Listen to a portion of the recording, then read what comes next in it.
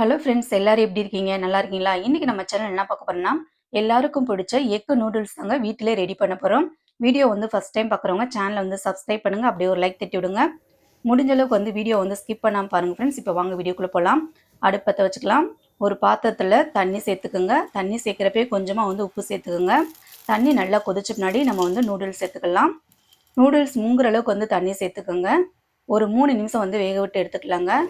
நல்லா வெந்துடுச்சு.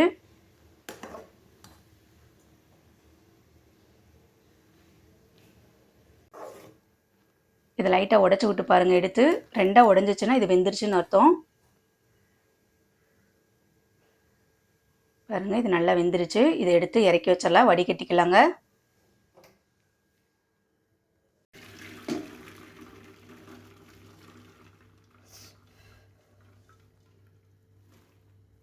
வடிகட்டின பின்னாடி பச்சை தண்ணி ஊற்றி வடிகட்டிக்கலாம். அப்போ தான் அந்த வளவளப்பு தன்மை இல்லாமல் இருக்கும்.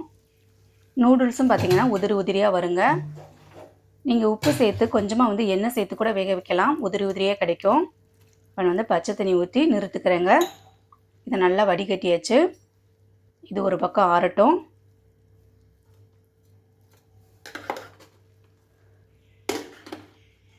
இன்றைக்கி நம்ம பண்ண போகிறது எக்கு நூடுல்ஸ் தாங்க. அதனால் ஃபஸ்ட்டு முட்டையை வறுத்து எடுத்துக்கலாம்.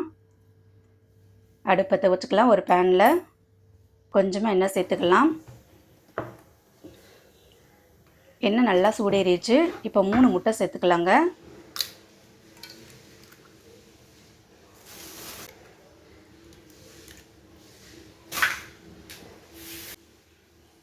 இது கூட கொஞ்சமாக உப்பு சேர்த்து வறுத்து எடுத்துக்கலாம்.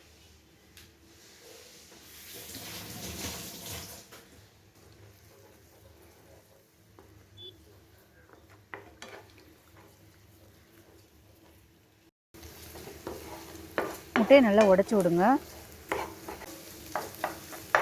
இதை எடுத்து தனியாக வச்சிடலாம். ஒரு பேனில் கொஞ்சமாக எண்ணெய் சேர்த்துக்கலாம். நான் 3 பல் பூண்டு எடுத்துருக்கேன். சின்ன சின்ன பீஸாக கட் பண்ணி வச்சுருக்கேன். இப்போ கட் பண்ண பூண்டு சேர்த்துக்கலாம்.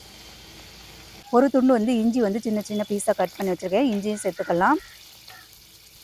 இப்போ இஞ்சி பூண்டை நல்லா வதக்கி விட்டுக்கலாங்க. நல்லா வாசமாக இருக்கும். எல்லாம் நல்லா வதங்கிடுச்சு. இப்போ ஒரு பெரிய வெங்காயம் கட் பண்ணி வச்சுருக்கேன். வெங்காயம் சேர்த்துக்கலாம். இது கூட ஒரு கேரட் கட் பண்ணி வச்சுருக்கேன். அந்த கேரட்டையும் சேர்த்துக்கலாம். பீன்ஸு கொஞ்சம் எடுத்துருக்கேங்க. அந்த பீன்ஸையும் சேர்த்துக்கலாம். கொஞ்சமாக குடமிளகாய் எடுத்துருக்கேன். அதையும் சேர்த்துக்கலாம். எல்லாமே நீல வாக்கில் கட் பண்ணி வச்சுக்கோங்க. எல்லாத்தையும் நல்லா வதக்கி விட்டுக்கலாம். இப்போ காய்க்கு தகுந்த மாதிரி உப்பு சேர்த்துக்கலாம்.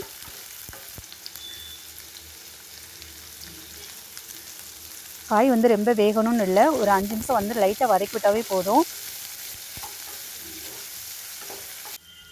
இது கூட சோயா சாஸ் சேர்த்துக்கலாங்க. நான் 1.5 டேபிள் ஸ்பூன் சோயா சாஸ் சேர்க்குறேன்.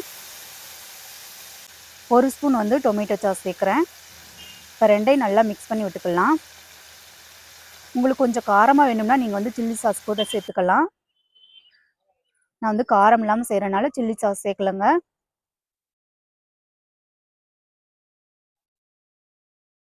எல்லாம் நல்லா வதக்கி விட்டாச்சு.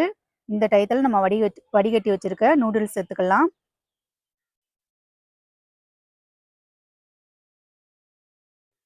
நம்ம எல்லாத்துலேயுமே உப்பு சேர்த்து செஞ்சுருக்கோம். அதனால் உங்களுக்கு உப்பு பத்தலைன்னா லைட்டாக உப்பு தூவிக்கோங்க.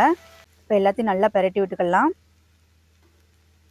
பெரட்டுறது ரொம்ப கஷ்டமாக இருந்தால் இந்த மாதிரி ஸ்பூன் எடுத்து இந்த மாதிரி கிளறி விட்டுக்கோங்க. இப்போ எல்லாத்தையும் நல்லா கிளறி விட்டாச்சு.